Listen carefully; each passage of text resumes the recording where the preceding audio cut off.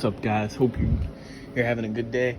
I want to talk about how good the Knicks are going to be next season. Remember to subscribe before I get into this video, and leave a like if you guys do enjoy. I appreciate it a lot. Let's get into it. So the Knicks last season were 50-32. They were the second seed in the Eastern Conference. Now during the offseason, they acquired Mikal Bridges in a trade where they traded Bojan Bogdanovic to the Brooklyn Nets, received some draft capital, and the Nets are in an official rebuild. All that being said, blah, blah, blah, blah.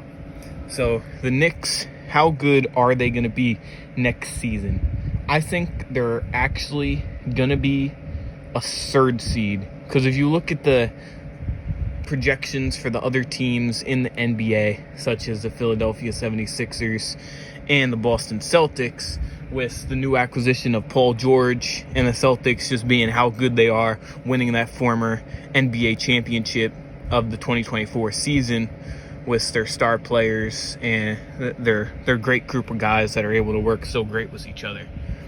So the Knicks are still going to be excellent, though.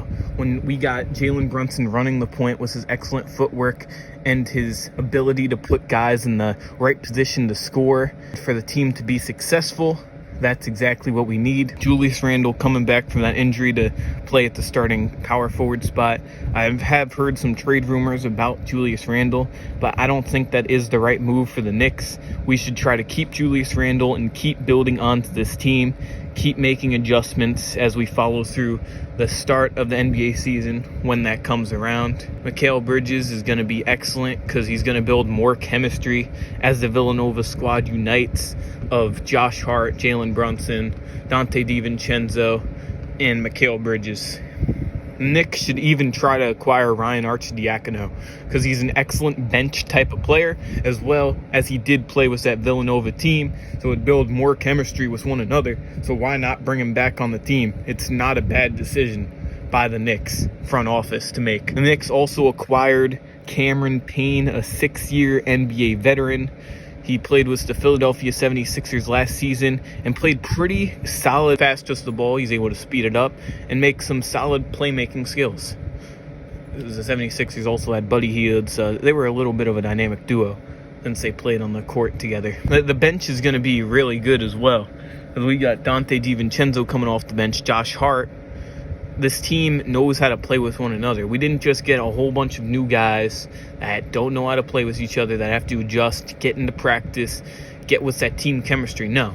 These guys know exactly how to play with one another. If they don't, we got a couple players who didn't play for Villanova, they can build onto that unification of that Villanova squad.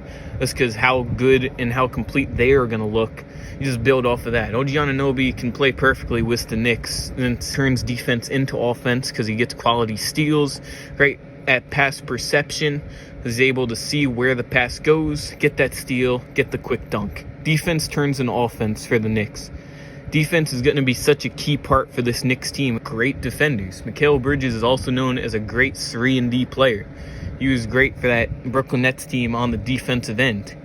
He got 3-pointers, make those good transition plays. It's going to be easier for when the Knicks go on fast break opportunities, having Mikal Bridges. Well, it's Josh Hart being an excellent rebound pass type of guy. It's not bad at all. So I'm projecting the Knicks to have a record of, I'm going to say 48-34. And the only reason for it to be a little worse is just because of how competitive the Eastern Conference is going to be with the 76ers having Paul George and, of course, the Boston Celtics being as good as they are. When you take a look at the competitiveness nature of that Eastern Conference, of the Eastern Conference teams, and that Western Conference as well is going to be competitive because there are some good teams that made big moves during that offseason. You know, that's how it is. That's how the offseason is. Sometimes it's boring. Sometimes it's exciting. So far, I think the free agency is a little above mediocre because besides that Paul George acquisition, Mikal Bridges, all those little stuff, it's nothing huge, you know? Nothing that big. This NBA season is going to be sure to be exciting.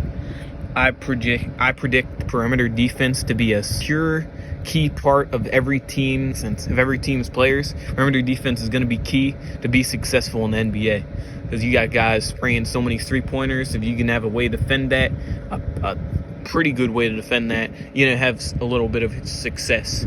It seems like every freaking team is shooting three-pointers at this point. But, you know, the Celtics, they find a way to pass and stuff, but it's all pretty much three-pointers. I appreciate you guys watching this video. Remember to subscribe. Stay tuned for the Knicks upcoming season and the season if you want to subscribe.